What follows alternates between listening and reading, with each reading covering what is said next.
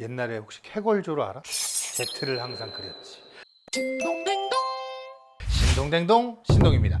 갤럭시 G 시리즈에서 화제성을 놓고 본다면 저는 당연히 G 폴드 시리즈라고 생각을 하는데, 일단 펼쳤을 때 열리는 그 어마무시한 태블릿 사이즈와 디스플레이가 주는 비주얼 임팩트가 확실히 있거든요. 그런데 이런 화제성이 실제 구입까지 이어지느냐? 이건 완전 다른 문제죠.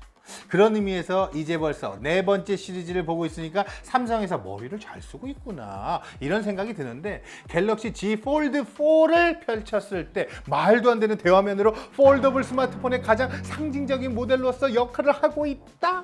오늘 소개할 갤럭시 Z 플립 4를 이제 소개할 때가 됐군요. Z 플립 4의 경우는 실제로 내가 사용해보고 싶은 폴더블 스마트폰.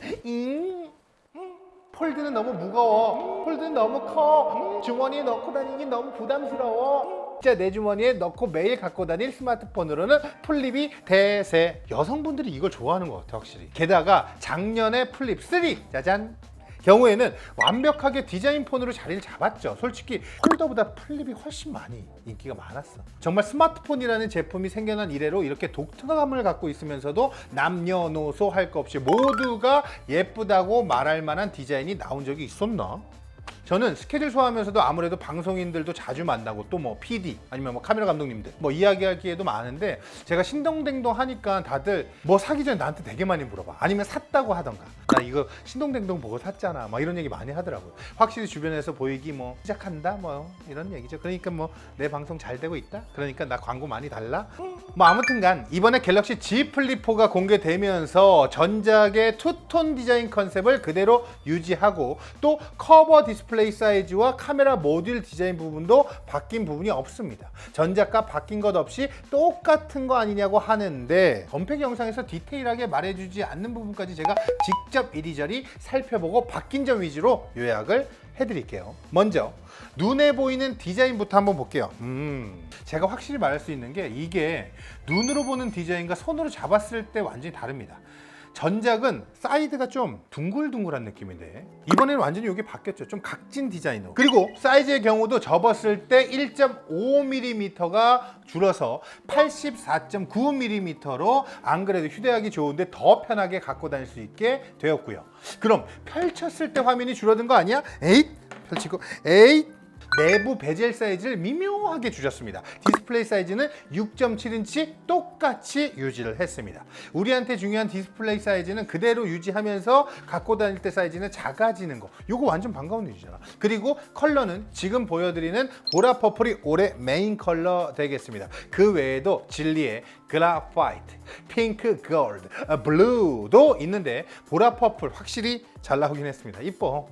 이게 기존의 스마트폰 마감하는 방식이 아니라 매트한 질감을 살려서 뭔가 그 에디션 제품인 것 같기도 하고, 또 사이드 프레임은 유광 메탈 소재라서 두 개가 상반되는 느낌이라 비싸 보이는 느낌. 그런 느낌 너희들도 좋아하지? 주변 플립 유저들의 가장 큰 불만이 배터리잖아요. 아무래도 반으로 접다 보니 힌지가 차지하는 부분이 생겨서 배터리를 꽉꽉 밀어넣기 어려울 수밖에 없다고 할 수 있는데, 이번에 크기는 작아졌는데도 배터리 용량은요 3300mAh에서 3700mAh로 12% 늘어났습니다. 여기에 기존에는 지원하지 않았던 25W 초고속 충전을 지원하기 때문에, 특히 배터리 레벨이 낮은 상황에서 25W 배터리로 충전을 하게 되면 30분에 50% 넘게 충전이 가능하다는 거. 그런데 여러분 알잖아요. 어댑터는 당연히 안 줍니다. 야, 이거 다 애플 때문이야. 야, 팀쿡 충전기 내놔. 좀 더 싸게 해주던가. 좀 환경을 생각한다니까. 나도 뭐라면 못하겠는데, 제가 플립 써보면서 개인적으로 가장 유용하고 자주 쓰게 되면서 이건 도저히 다른 스마트폰에서 흉내도 못 내겠다 생각하는 기능은 퀵샷 되겠습니다. 퀵샷이 뭐냐면요, 그냥 폰을 접은 상태에서 측량 버튼을 뚝뚝 2번 누르면 바로 카메라가 활성화되는 기능 되겠습니다.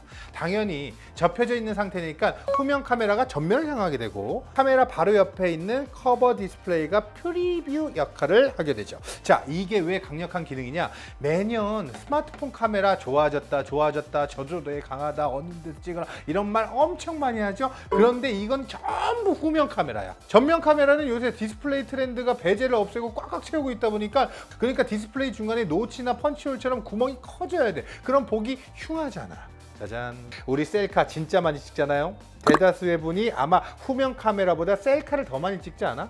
그러니까 우리는 카메라 아무리 좋아졌다, 최고다 하는 스마트폰 쓰면서도 진짜 안 좋은 카메라만 자꾸 쓰고 있는 거야. 이게 뭐 말이 돼? 이런 의미에서 퀵샷이 진짜 대박이라는 거지. 이건 후면 카메라가 반으로 접히니까 전면 카메라가 되는 거야. 그리고 커버 디스플레이로 프리뷰도 되니까 정확하게 앵글 보면서 찍을 수 있는 거야. 맨날 이거 원래 후면을 찍으면 나 어디 나오는지도 모르고 막 이렇게 찍잖아. 근데 이건 보면서 찍을 수 있다는 거야. 자, 그런데 이게 이번에 훨씬 강력해졌습니다. 첫 번째로는 왜 그런지 모르겠는데 이게 사진 비율을 바꾸거나 전체 프리뷰를 할 수가 없었거든요. 그런데 이제는 사진 비율을 원하는 대로 바꾸고 커버 디스플레이 2번 두드리면 사진 전체 앵글이 나옵니다. 이제 정확하게 의도한 앵글을 찍을 수 있어요. 두 번째로 인물 모드도 됩니다. 마지막으로 퀵샷 사용 중에 스마트폰을 살짝 열면 메인 디스플레이 사용으로 돌아갔거든요. 그런데 이제는 퀵샷 사용하다가 어디 올려두고 싶어서 살짝 열어서 앵글 맞추고 있어도 그대로 유지된다는 거지. 그렇지, 예전에 이게 안 됐단 말이야. 그래서 어디 올려놓고 찍기 너무 좋아요. 자, 이건 플립 유저인데 적극적으로 안 썼다? 무조건 따라서 한번 해보고 익숙해지게 만들어서 자주 써야 하는 기능이고, 만약 플립 유저가 아닌데 셀피를 많이 찍는다? 그냥 플립 사세요. 이건 뭐 비슷한 기능이 아니라 얘만 돼요. 자, 결론을 얘기해 드리겠습니다. 갤럭시 Z 플립은 뭔가 독점 제품 같은 느낌이 있죠. 이렇게 생긴 폰은 얘밖에 없으니까. 이게 좋으면 그냥 무조건 이것만 사야 돼. 그런데 저는 매 시리즈를 반복적으로 사용해 보면서 적응을 하지만 아직도 폴더블 스마트폰에 대한 우려점들이 많은 것 같긴 해요.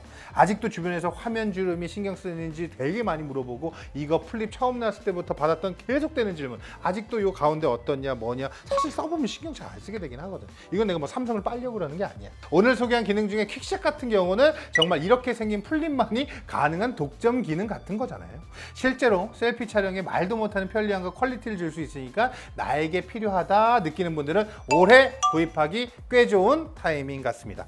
나 왜 이렇게 핸드폰 장사하는 사람 같지? 오늘따라? 신동댕동 신동이었습니다. 안녕. 아, 렌즈도 되고 눌러서 촬영되죠. 자, 사진 2번 딱딱하면 우와, 그리고 이게 안 됐단 말이야. 살짝 열어서 이렇게 한 다음에 이렇게 찍는 거지. 사진기로 사야겠다.